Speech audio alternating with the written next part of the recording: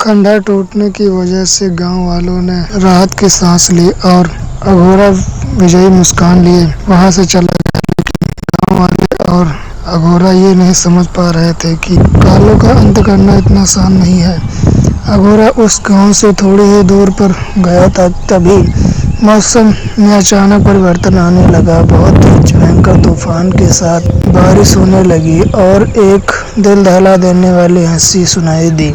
हंसी सुनकर अघोरा आश्चर्यचकित रह गया और इधर उधर देखने लगा। अघोरा चीख कर बोला, कौन है तू? तभी जमीन फटी और उस जमीन से कालो बाहर आई और एक भयानक रूप में आ गई और लाल आंखें से अघोरा को देख रही थी। ये कैसे हो सकता है? तुम वापस कैसे आ सकती हो? ये नामुमकिन है। कुछ देर पहले मैंने तुझे जला के राख कर दिया था। तुझे क्या लगता है अघोरा, तू मुझे इतनी आसानी से खत्म कर देगा? मैं तेरी बात का मतलब नहीं समझा। तू कहना क्या चाहती है? तू अपनी ही बात को भूल गया अघोरा, पर बहुत ही बड़ी भूल कर बैठा। कौन सी भूल? और मैंने तेरा कौन सा काम आसान कर दिया है?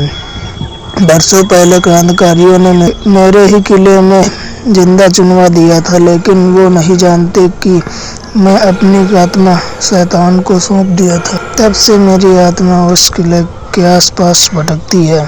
तूने किले को तोड़कर मुझे हमेशा के लिए आजाद कर दिया है।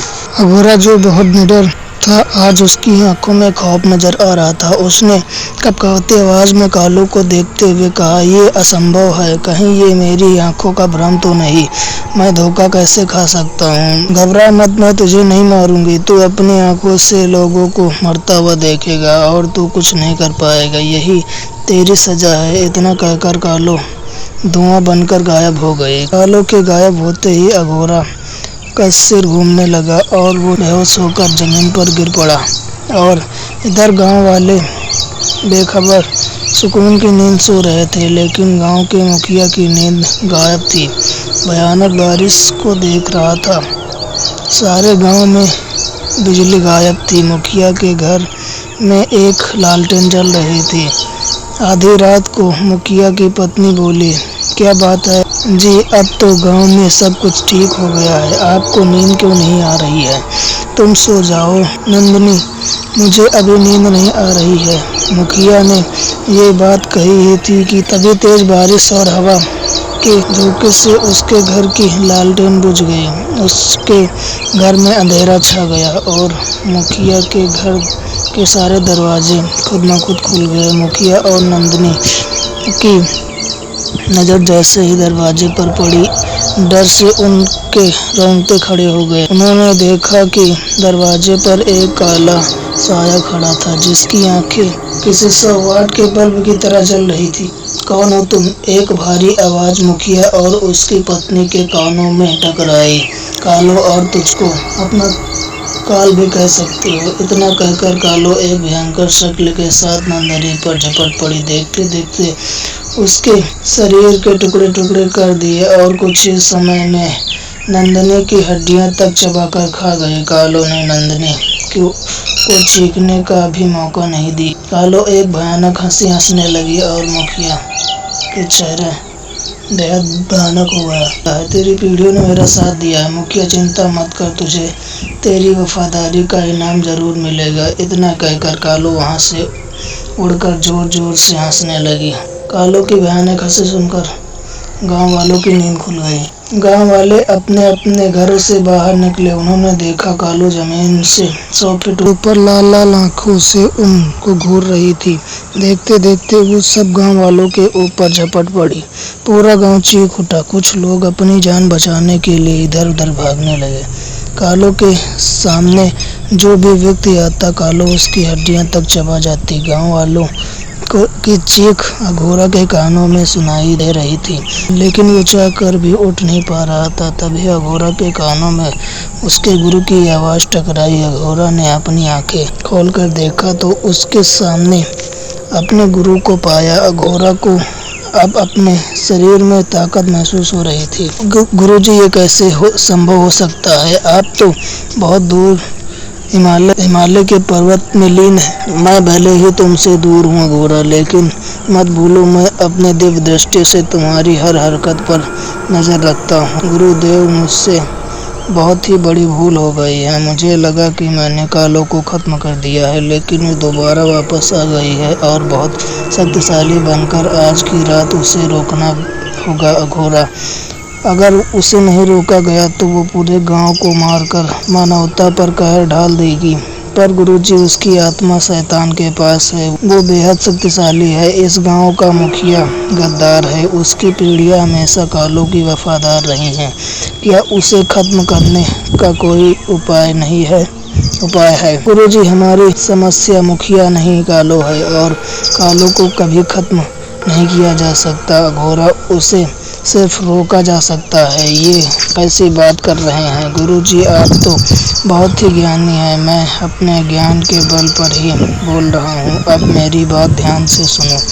तुम जिस कालों को मामूली समझ रहे हो वो कोई मामूली नहीं है, जबकि वो एक डायन है, बहुत ही शक्तिशाली डायन। वो ऐसे ही आगे बढ़ती रही तो बहुत ही जल्द उसे उसका पुराना रूप मिल जाएगा और फिर से वो डायन निर्दोष लोगों को शैतान को चढ़ाएगी। मैंने अपने तंत्र मंत्र शक्ति का सारा प्रयोग कर लिया है गुरुजी। अब आप ही कुछ कर सकते हैं। मैंने तुम्हें समय के उस पार जाने की विद्या सिखाई थी। मैं तुम्हें समय के उस पार भी भेज दूंगा। याद रखना, तुम्हारे पास केवल एक ही मौका होगा। अगर तुम उसमें विफल रह गए तो तुम समय के भंवर में रह जाओगे। इतना कहकर अघोरा के गुरु ने अघोरा को एक धागा निकालकर अघोरा को पकड़ा दिया। इसका क्या करना है गुरुजी? मैं अपनी शक्ति की मदद से तुम्हें उस समय में भेज दूंगी जिस समय कालों को दीवार में चुनवाया जा रहा था। जब तुम उस समय में पहुंच जाना तो बगैर देर किए ये धागा कालों के गले में डाल देना। याद रखना, तुम क्रांतिकारियों को दिखाई नहीं दोगे, लेकिन कालों को तुम देख सकोगे। वो उस समय अपने सुंदर रूप में होगी। वो अपने आंसुओं से तुम्हें पिघलाने की कोशिश करेगी, मगर तुम सुंदरता देखकर पिघल मत जाना। जैसे ही तुम ये धागा उसके गले में डालोगे, अपने समय में वापस लौट आओगे। कहकर गुरु ने मंत्र पढ़ना शुरू कर दिया। देखते देखते रोशनी की किरण चमकने लगी। उस रोशनी की किरण ने गोल आकार का रूप ले लिया। जैसे ही वो अंदर गया, वो अपने आप को उस कालों के पास पाया। उस जगह पर उसने देखा कि एक सुंदर स्त्री को दीवार में चुनवाया जा रहा था और बहुत से क्रांतिकारी हाथ में मशाल लिए गुस्से से उस स्त्री को देख रहे थे। अघोरा उस स्त्री के पास पहुंच गया। उसने कालों के आंखों में बेबसी के आंसू थे। वो अघोरा से बड़ी मासूमियत में बोली, मुझे बचा लो, मैंने कोई जुर्म नहीं किया। मगर अघोरा के दिमाग में कालों का भयानक चेहरा आ गया। अघोरा ने बगैर देरी किए कालों के गले में वो धागा बांध दिया। अचानक अघोरा उस समय में उसी जंगल में अपने गुरु के सामने पाया। अघोरा और गुरु गांव की ओर आ गए। कालों का खंडहर जो टूट कर गिरा था, अब वो वहां पर दोबारा बन गया था। कुछ गांव वालों की आधी खई हुई लाशें पड़ी थी। कालो अब दोबारा उस खंडहर में कैद हो गई और शैतान का पुजारी मुखिया गायब हो चुका था।